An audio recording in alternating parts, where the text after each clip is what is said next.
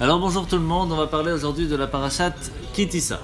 Parashat Ki Tisa, on a parlé il y a 2 minutes un petit peu du demi-shekel qui était donné pour pouvoir compter le peuple juif et qui permettait aussi de faire le rachat de l'âme, de pouvoir, de racheter les fautes de la personne. Et précisément, là on parlait... Alors on va une seconde, chaque chose en son temps. Chaque chose en son temps. Et en fait, ici on parle plus précisément d'une faute qui est parlée dans la paracha. Et c'est la faute du veau d'or. Alors avant de pouvoir parler de la faute du veau d'or, on va essayer de rentrer gentiment dans ce qui s'est passé, de comment ça s'est passé, de comprendre pourquoi ça a pu se passer et de comprendre un petit peu toute l'histoire du veau d'or. D'abord, vous vous rappelez, je ne sais pas si vous vous rappelez, il y a quelques semaines, je vous ai raconté une petite histoire sympathique d'une femme polonaise qui voit que son fils grandit. Alors, qu'est-ce qu'il fait? Elle va lui acheter 2 belles cravates pour son mariage. Et pour faire plaisir à sa mère, le premier jour, qu'est-ce qu'il fait? Après le mariage, il met la bleue. Sa mère, elle voit comme ça, elle dit « Ah, je savais que tu n'aimais pas la rouge, hein, je savais que tu n'aimais pas la rouge. » Alors le lendemain, il met la rose. Elle dit « Ah, je savais que tu n'aimais pas la bleue, en fait, je savais que tu n'aimais pas la bleue. » Alors le lendemain, il ne sait pas quoi faire, il met les 2. Et alors sa mère, elle lui dit « Ah, je savais qu'elle est 30 folle, hein, je savais qu'elle est 30 fois. » Alors il y a ce qu'on appelle, en hébreu, le kafouï tova. Kafouï tova. Quelqu'un à qui on fait du bien. Et à la place de nous rendre du bien, il nous rend du mal. Ça, c'est pas sympa. C'est grave ça. C'est vraiment pas joli. Et c'est ce qu'on appelle en hébreu le kafouï tova. Alors, il y a quand même quelque chose de difficile à comprendre ici. Le peuple juif sort d'Égypte. Comment il sort d'Égypte? Il réussit à se sauver grâce aux 10 plaies qu'Hachem fait pour pouvoir les sauver. Ils sortent d'Égypte, ils sont devant la mer Rouge. Hachem, encore une fois, il vient les sauver, il ouvre la mer. Ils arrivent, ils sortent de la mer Rouge, il y a Amalek qui arrive, et il les sauve encore. Ils n'ont pas de quoi boire, il leur débrouille à boire. Ils n'ont pas de quoi manger, il leur envoie à manger. C'est pas mal quand même. Ils arrivent devant le mont Sinaï, ils se préparent à recevoir la Torah. Dieu descend, il leur donne les 10 commandements. Et Moshe remonte, et qu'est-ce qu'ils font? Ils disent à Dieu, tu sais quoi? Bye bye, nous on va faire le veau d'or. C'est quand même énorme. Comment c'est possible, après tout avoir reçu, tous ces miracles qu'on leur a donnés, gratuits en plus, ils ne méritaient même pas spécialement, que en 2 secondes, entre guillemets, tout a changé. Ils ont dit, tu sais quoi Dieu, on ne veut plus de toi, on va faire un veau d'or, on va se prosterner devant le veau d'or. C'est une folie. Qu'est-ce qui a pu se passer dans leur tête? Ah non. Ah non. Non, parce qu'on va ramener beaucoup de choses. Vous allez voir qu'on va ramener plein de questions, plein de réponses et on va reposer des questions dessus. C'est super intéressant. Alors, non, parce que le veau d'or, c'est quelque chose qu'on ne veut pas. On va voir. Il y a beaucoup de choses à voir. Alors d'abord, on peut voir le veau d'or comme 2 choses différentes. On peut le voir comme vraiment un truc rachat, un truc mécréant, un truc pas gentil. Il y a Dieu qui est devant nous. On reçoit la Torah, on est devant le mont Sinaï, là où Hachem s'est dévoilé devant nous, et qu'est-ce qu'on fait? On se prosterne devant un autre. Ça, c'est quelqu'un qui veut faire du mal. Ça, c'est vraiment pas sympa. On peut le voir différemment. On peut dire qu'ils avaient rien dans la tête, ils étaient vraiment pas intelligents.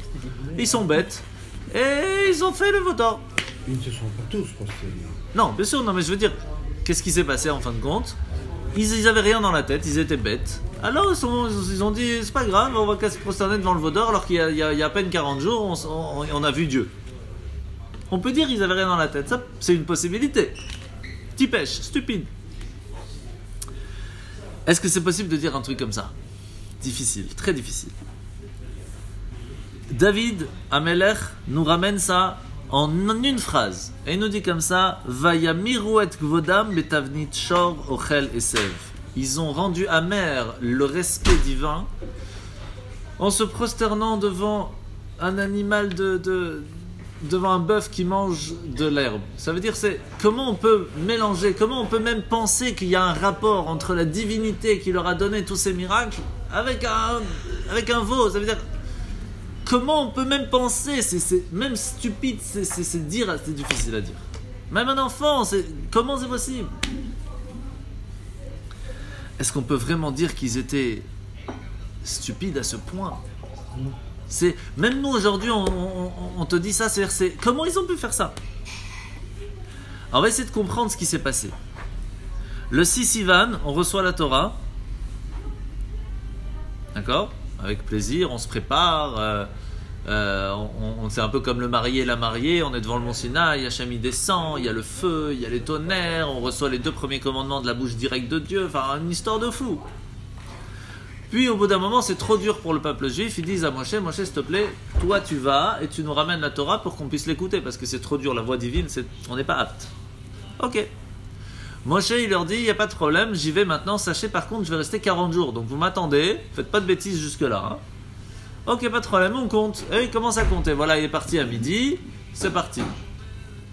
Sauf que, ils ont compté le moment où il est parti du campement. Mais fallait compter 40 jours sur le mont Sinaï. Donc il ne fallait pas compter le jour de départ. Il fallait attendre le lendemain, le jour où il est déjà dans le mont Sinaï.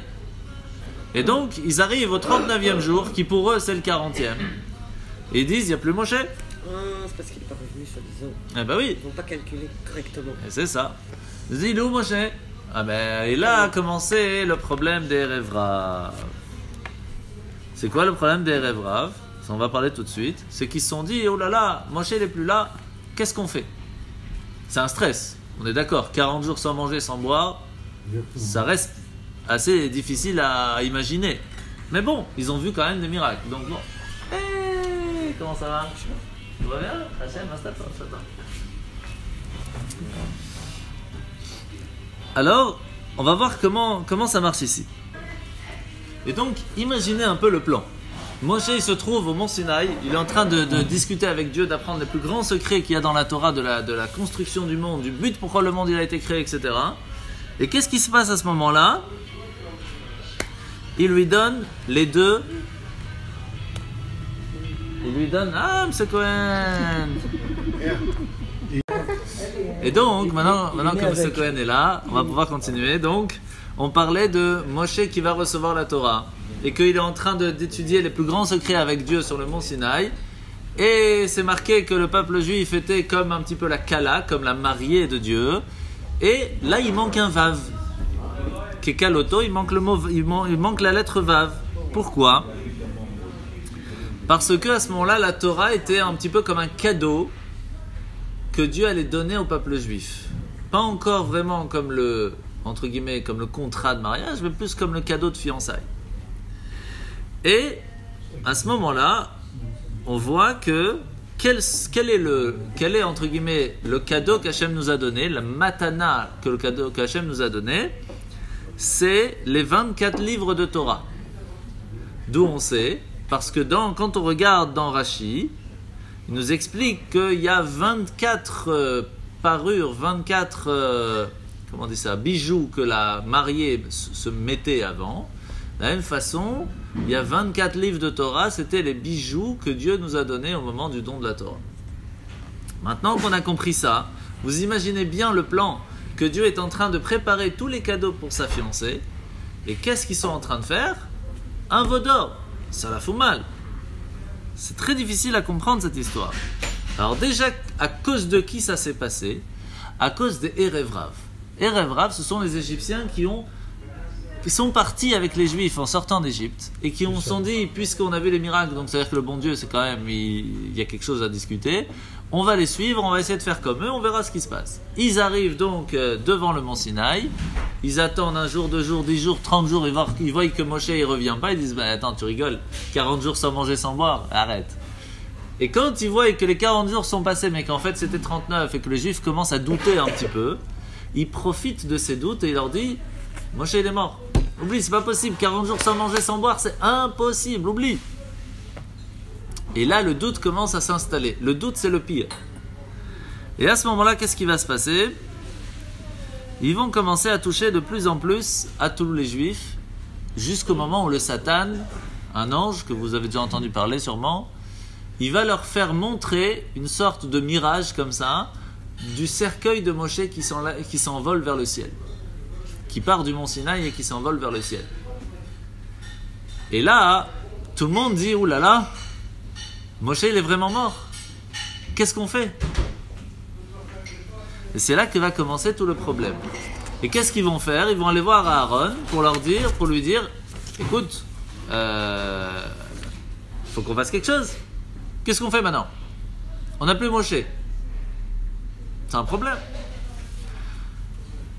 La Gemara Shabbat nous dit, il y a la chose la plus pire, la plus triste qui peut arriver, c'est le jour du mariage. À la choupa, le khatan, il attend sous la choupa et la mariée avec quelqu'un d'autre. Ça, il n'y a pas pire. C'est pire. Il n'y a pas pire que ça. C'est un peu la même chose qui s'est passé. Hachem, pendant 40 jours, il a préparé le mariage et tout. Il va pour donner la bague. Et qu'est-ce qu'ils font le peuple juif, la mariée? Ils se prosternent devant un veau d'or. Vous imaginez ce que ça veut dire? C'est hard. J'ai comment pour les deux brachot pour mon petit-fils. Ouais. Je fais la quatrième bracha. Et la quatrième bracha, je dis. La première question, elle est simple. Comment c'est possible? Est-ce qu'on peut vraiment dire que les Juifs étaient stupides à ce moment-là? C'est pas possible. Est-ce qu'ils n'ont pas vu des miracles? Pas seulement ils ont vu des miracles. On a déjà expliqué au moment de l'histoire de Béchalach que la grandeur des miracles qu'ils ont vus au moment de l'ouverture de la mer Rouge était plus grande même que les plus grands prophètes qu'ils ont vus. C'est extraordinaire les miracles qu'ils ont vus. Donc comment c'est possible qu'ils ont pu arriver à échanger Dieu ou Moshe par un veau d'or? Comment c'est possible? En plus, et la question elle est très forte, on la pose rarement, comment ça se fait qu'ils ont échangé Moshe par un nouveau Dieu? Il fallait échanger Moshe par un nouveau intermédiaire. Ils ont fait le veau d'or et se sont prosternés devant le veau d'or en tant que Dieu, pas en tant qu'intermédiaire. C'est qui est mort? C'est Moshe ou c'est Dieu? Ne dis pas Dieu, dis nous deux. Ça serait plus. Oui, mais quand ils se sont prosternés devant l'idole du veau d'or, ils voulaient remplacer qui? Remplacer Dieu ou remplacer Moshe? Ils ont voulu remplacer Dieu, mais Dieu il n'est pas mort. Ils savaient très bien que Dieu était toujours là. Donc c'est qui était mort? C'était Moshe. Donc pourquoi ils n'ont pas remplacé Moshe? Pourquoi ils n'ont pas dit, allez, tu sais quoi, Aaron, c'est toi qui prends la place? Ou le fils de Moshe, pourquoi pas? Qu'est-ce qu'ils sont arrivés dans leur tête pour arriver à un plan de faire un veau d'or, de remplacer Dieu alors que Dieu était toujours là? C'est-à-dire, c'est une folie cette histoire. Il y a aussi une grande question qui arrive tout de suite. Ils sont allés voir qui tout de suite? Aaron à Cohen. Aaron, le frère de Moshe, votre arrière-arrière-grand-père, c'est ça. Tout de suite, c'était le... Ah non? Alors on va voir, est-ce qu'il a fauté ou pas?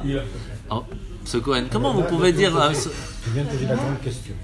Ah oui, mais on va en parler. Tu viens de poser la toute grande question. Je sais. Mais je sais, vous inquiétez pas. C'est prévu. Exactement. Et donc, Monsieur Cohen, premièrement, vous ne pouvez pas dire que Aaron à Cohen il a fauté. Vous ne pouvez pas dire sur votre grand-père qu'il a fauté. On peut pas. Mais je suis d'accord avec vous, la question se pose. Comment c'est possible que le peuple juif va commencer pour faire une idole, le veau d'or?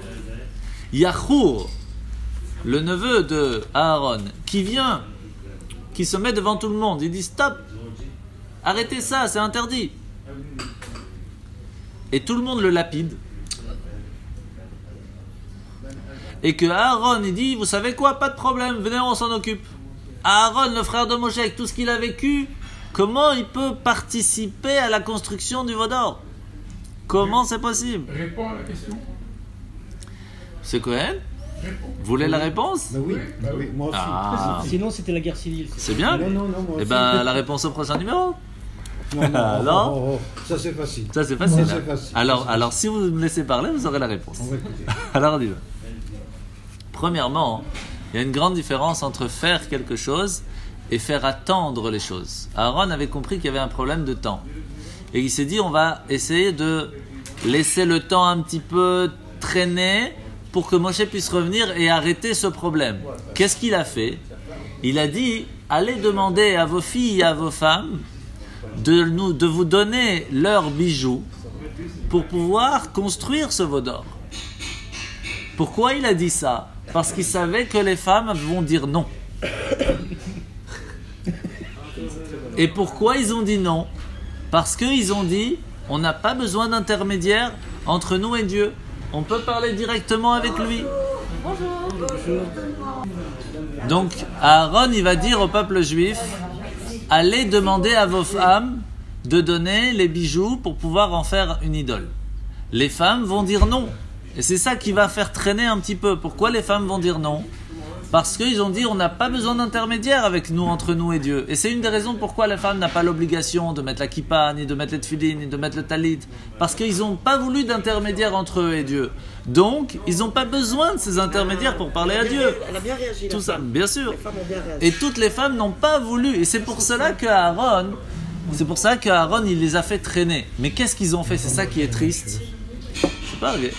Et c'est ça qui est triste, c'est que les hommes, ils ont enlevé leur boucle d'oreille pour faire de ça le veau d'or. Et c'est pour cela qu'aujourd'hui, un homme ne met pas de boucle d'oreille, à cause de cette histoire, entre autres. C'est une des raisons. Et donc, à ce moment-là, on se... Pardon ? Et donc, qu'est-ce qui va se passer ? Comment c'est possible, même que Aaron, en fin de compte, il les a fait traîner un petit peu de temps pour ne pas qu'ils fassent le veau d'or. En fin de compte, Aaron va quand même participer, que le veau d'or va quand même se faire. Donc comment c'est possible que Aaron à Cohen a pu participer à la construction du veau d'or ? Sur ça,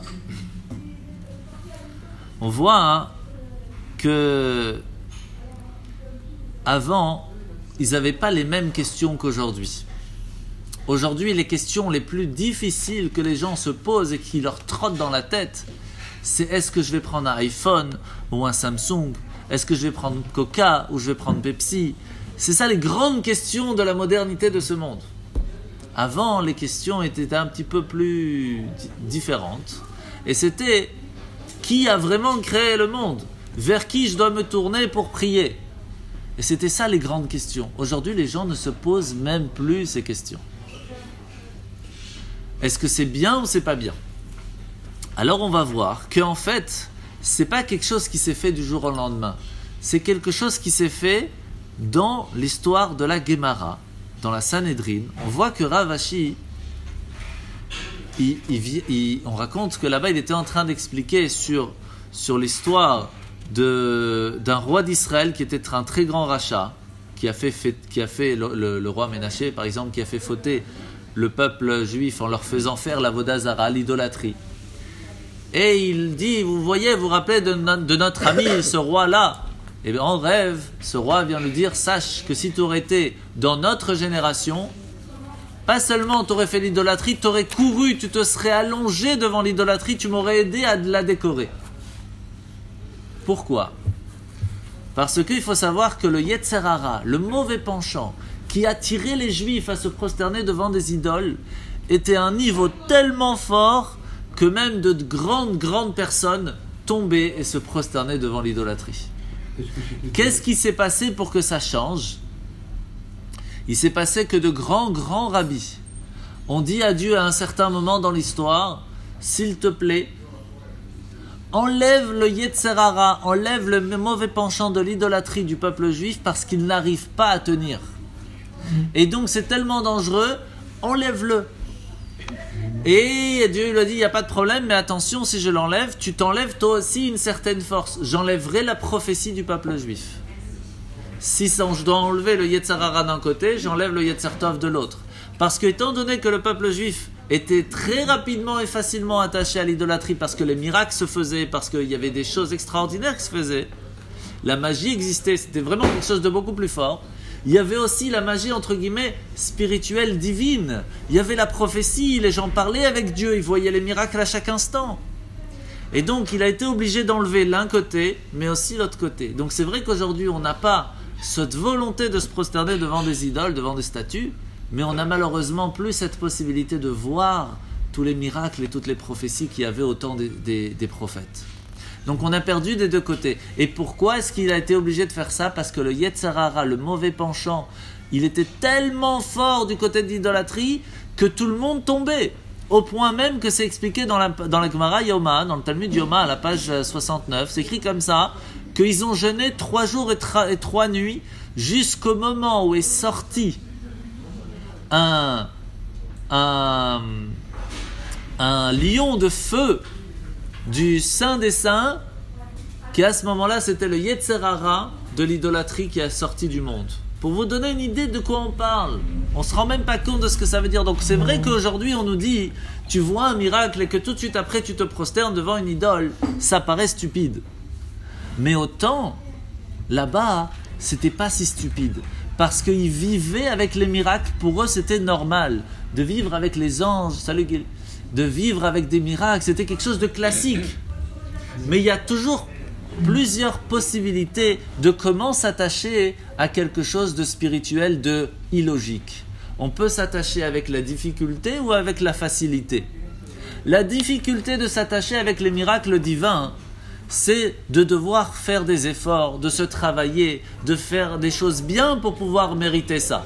La facilité de l'idolâtrie, c'est fais ce que tu veux. Tant que tu te prosternes, tu auras tout ce que tu veux. Alors bien sûr que c'est facile. Et c'est pour cela que les gens se prosternaient devant l'idole. Parce que c'était la facilité de s'attacher à une certaine spiritualité. Malheureusement, c'est le même problème aujourd'hui d'un autre niveau. On a la possibilité à ce que quelqu'un lui dise, tu sais quoi, tu vas travailler, tu auras de l'argent, tu t'inquiètes pas, tu peux mentir, tu peux tricher, tu peux faire ce que tu veux, c'est la facilité.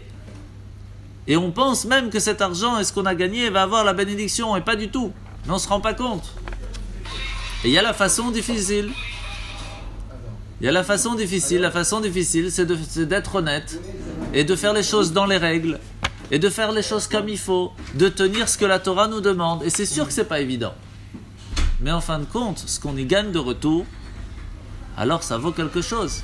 Mais qui a envie de choisir la difficulté? C'est rare. La facilité est tellement plus facile. Mais je peux te dire que le Yatsira à l'époque. Je voudrais te poser Donc, écoute, on attend ça. Alors, donc la première question qu'on peut se poser, maintenant qu'on a compris que l'idolâtrie en fait était quelque chose de très, très agréable, de très attirant pour cette génération, à quoi ça nous parle en fin de compte à nous?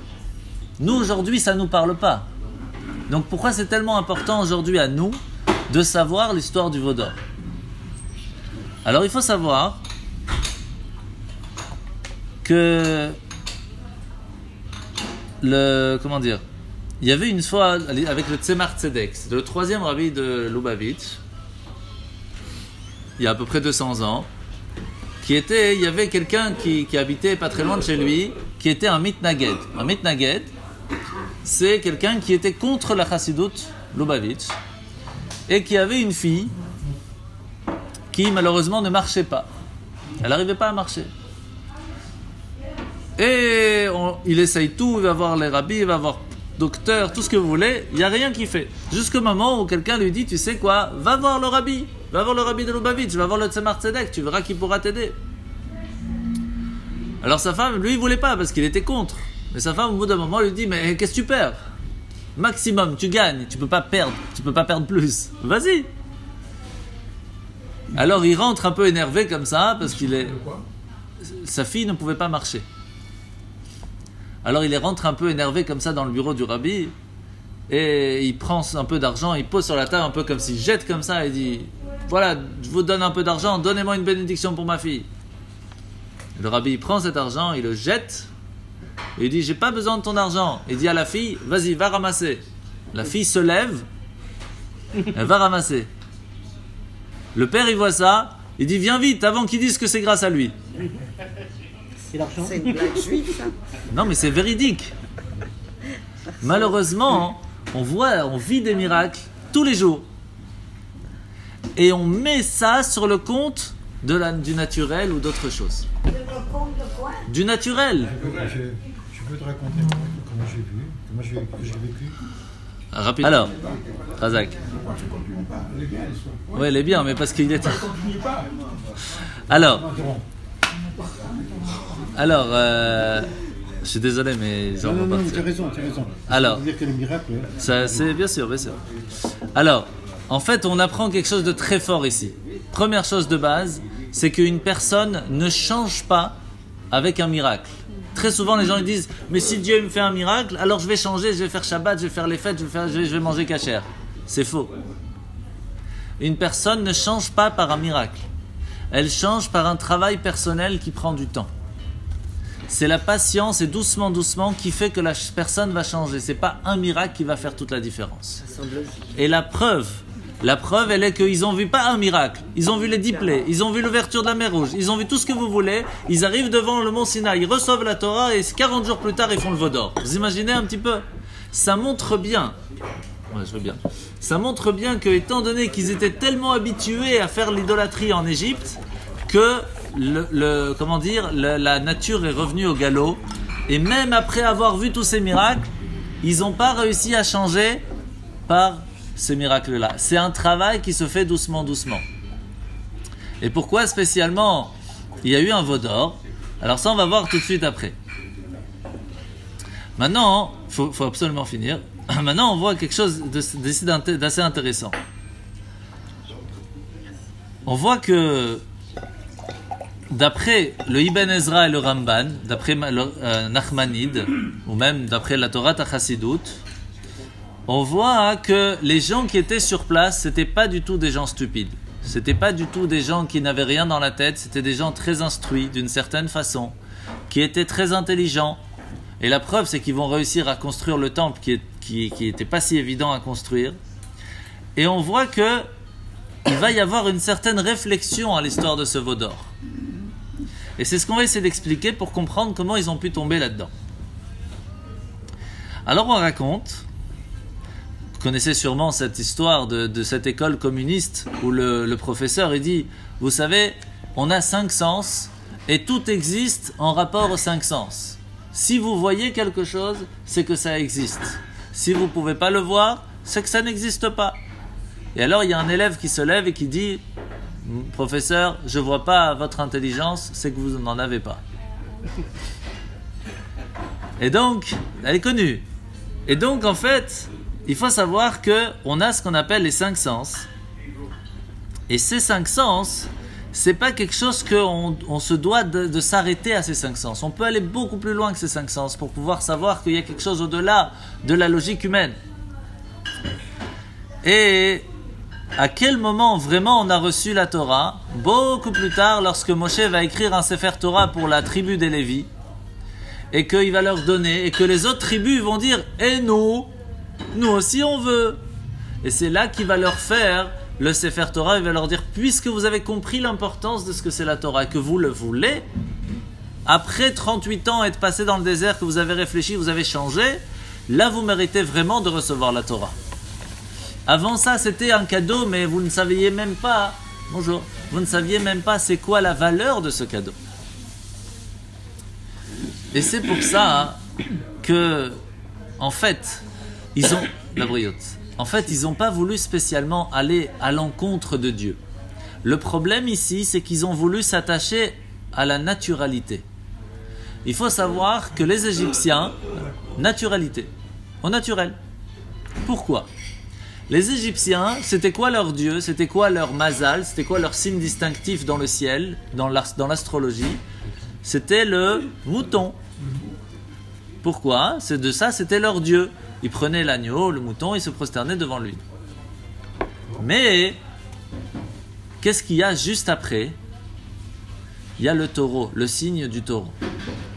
Alors les Juifs, ils se sont dit, nous on est sortis d'Égypte, on est sortis de ce mazal, sortis du destin de l'esclavage égyptien, alors on va passer au destin suivant, au destin du taureau. Et c'est une des raisons qui a fait qu'ils ont fait ce qu'on appelle le veau d'or. C'est une des raisons. Et donc, en fait, ils n'étaient pas si bêtes. Ils ont simplement voulu s'attacher à quelque chose de physique pour pouvoir parler, pour pouvoir transmettre leur message à Dieu. Mais à travers quoi? À travers ce qu'ils connaissaient, à travers les signes astrologiques qui étaient le taureau. Et pour pouvoir le faire, ils n'ont pas transformé la perte de Moshe en un nouveau Dieu, simplement en un nouvel intermédiaire pour remplacer Moshe, pas remplacer Dieu. Alors quel est le problème? Est-ce que c'est tellement problématique? Quand on regarde, ils n'ont pas voulu remplacer Dieu, ils ont voulu remplacer, avoir un nouvel intermédiaire qui était en fin de compte un rappel au signe astrologique du taureau dans le veau d'or. Est-ce que c'est tellement problématique? Eh bien en fait, très souvent, quand quelqu'un il a un souci au tribunal par exemple, il va prendre un super avocat. Et il va dire, grâce à mon avocat, j'ai gagné. Ou quelqu'un qui est malade, il va dire, moi j'ai pris un très grand professeur dans la truc, et c'est grâce à lui que j'ai guéri. Et donc j'ai pas de stress. Ou quelqu'un qui a besoin de faire quelque chose dans la ville, et qu'est-ce qu'il va faire? Il va payer par-ci par-là, il dit, moi je connais très bien le bourgmestre, je connais très bien les ministres, et toi, comme je connais très bien, comme j'ai les bonnes connexions, alors tout va bien se passer. Sauf que la paracha nous dit, c'est exactement ça qu'ils ont fait. Ils ont dit, on va faire un veau d'or et que c'est à lui qu'on va demander tout ce qu'on a besoin.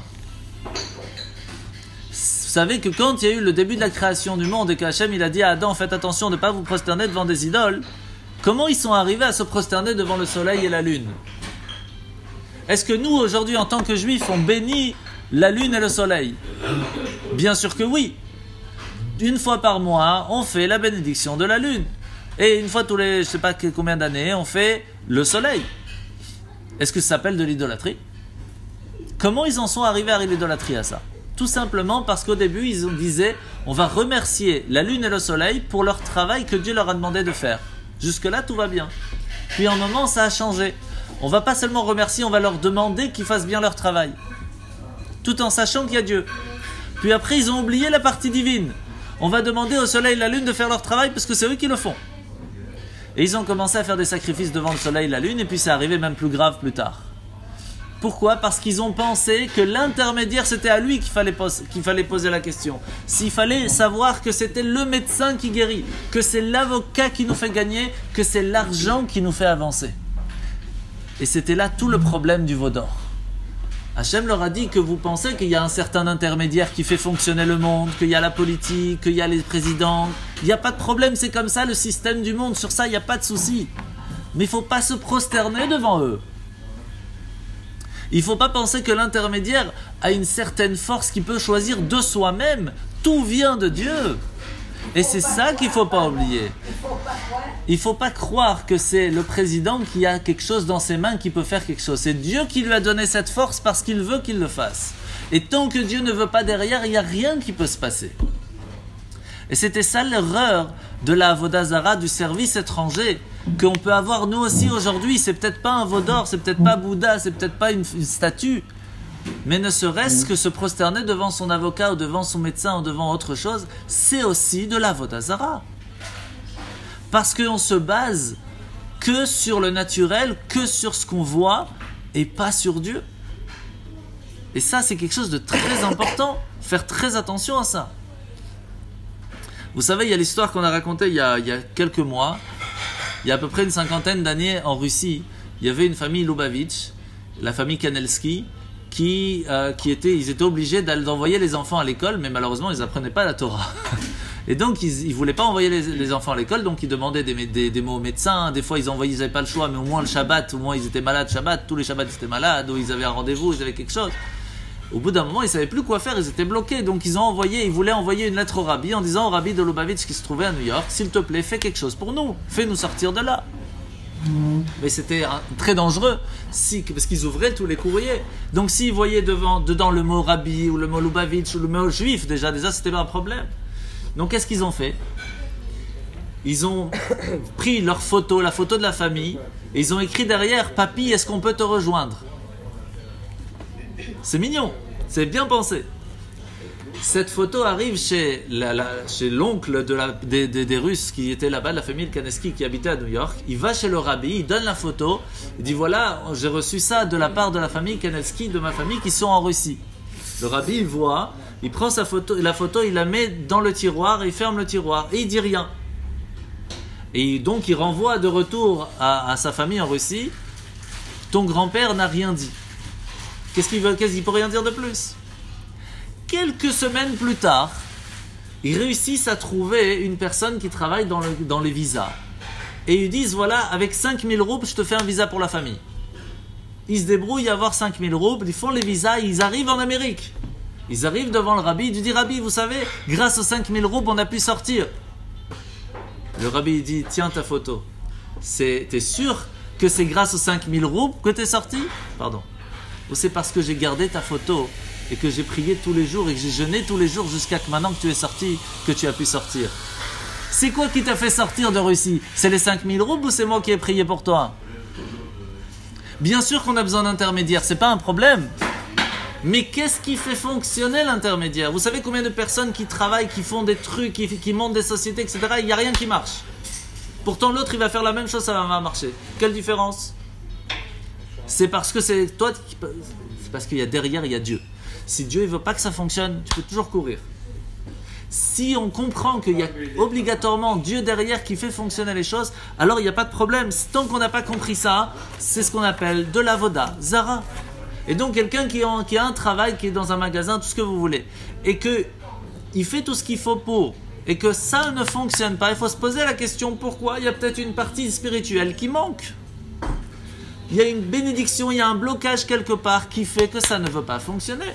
C'est ça qu'il faut se poser la question. Et d'où est-ce qu'on voit la preuve claire?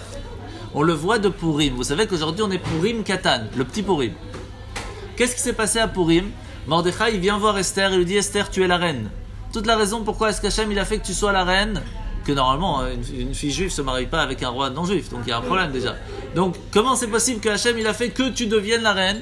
C'est parce qu'il savait que Haman allait arriver, qu'il allait. Donc va voir le roi s'il te plaît et arrange-nous l'histoire. Qu'est-ce qu'elle dit Esther? Non.